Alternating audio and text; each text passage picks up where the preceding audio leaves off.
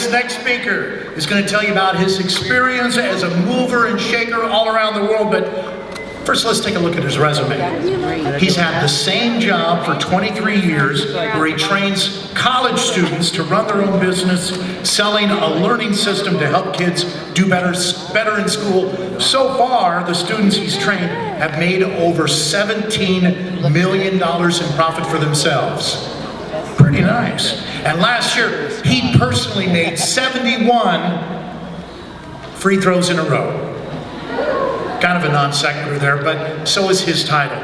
The Rolling Stone gathers no zombies. Ladies and gentlemen, Greder.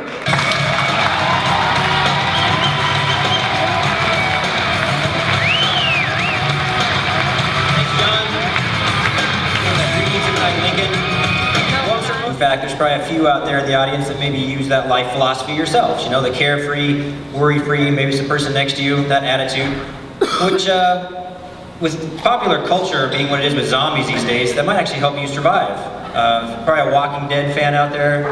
Maybe some of you caught the blockbuster World War Z this summer. Nice guy on the left, by the way. I don't know how you got in there. You know, it's important. Brad Pitt's character is like, movement is life. So that led me to change the adage to the Rolling Stone gathers no zombies.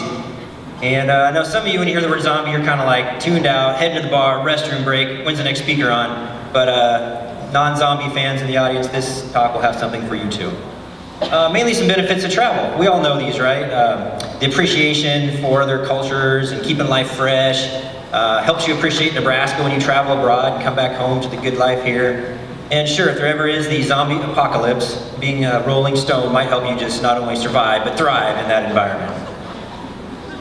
Yeah, or just keep you safe during Lincoln Fest here if you're caught downtown during a zombie walk, right? So.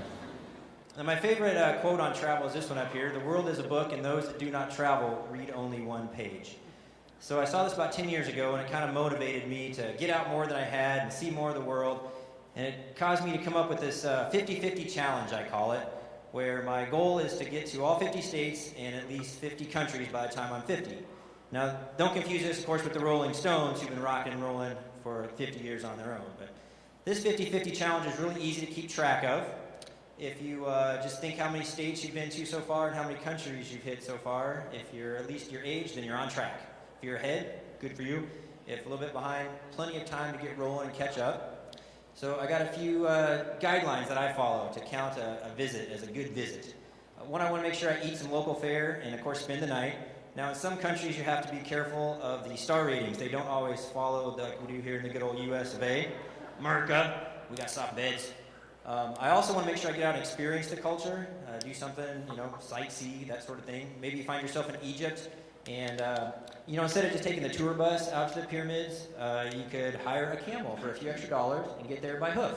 So, something to think about. I also don't count if I only pass through a country in the middle of the night on a train, or a layover, or what my family used to do on vacations. We'd cross into one state, take a picture by the sign, I was here, and then we never go any further. So I don't count those. Here's some tips. Let's say you're like, okay, Grant, this sounds good. I'll get out, I'll travel more, I'll try your challenge, but I'm kind of behind. You can go to places in the U.S. to catch lots of states, like New England, or of course Europe. You can catch lots of countries in a short amount of time and on a low budget. This is a cruise I went on with my parents and girlfriend last year. It's called the Holy Land Cruise, where you can catch about 6 or 7 countries and see a lot of the cool sights of the Bible. One of my favorite stops on this trip coming up here is the Dead Sea. I don't know if you guys have been or heard of this place, of course, but it's kind of interesting because you can't sink. So if there's any non-swimmers out here, this is the place for you to vacation, because as hard as you try, you can just float along effortlessly. Given the name, though, you do have to be careful as it gets kind of late at night and dark of your surroundings. So let's see, a third way that you guys can catch a lot of countries and work on your own challenge is to take an around-the-world trip. Most airlines have these airfares where as long as you're heading the same direction, you can have as many stops as you have time and budget for. And it's kind of nice because you can hit some off the beaten path stops. I got to go on one of these a few years ago, and we hit India, which is a great country, really nice people. However, if you head out to the Taj Mahal, you have to be ready for the elephant roadblock trick, where they'll park an elephant in your path and won't move it until you pay to take a picture with it. But it makes for a good picture. Maybe you stop by Delhi, and some nice ladies come up and proposition you for a few of your rupees, because there are teachers on strike. And you're like, well, that's a good cause. I got a few extra rupees. Here you go. But then as you're talking to your taxi driver a few minutes later, you realize he says there's no teacher strike going on. So live and learn. Maybe you've been in Hong Kong sightseeing and you're tired, your feet, you're like, I could use a foot massage, that'd feel good. Which is great, but at the end you have to run for your life from the happy ending massage upgrade they try and sell you. But I'm happy to report I still have my massage virginity. So, in conclusion, hopefully you guys will maybe come up with your own travel challenge or take mine and try and get the 50-50. And just be safe where you're rolling. Make sure you don't squish anybody, gather any blood. You too can travel zombie-free and gather no zombies. So, thanks, Lincoln.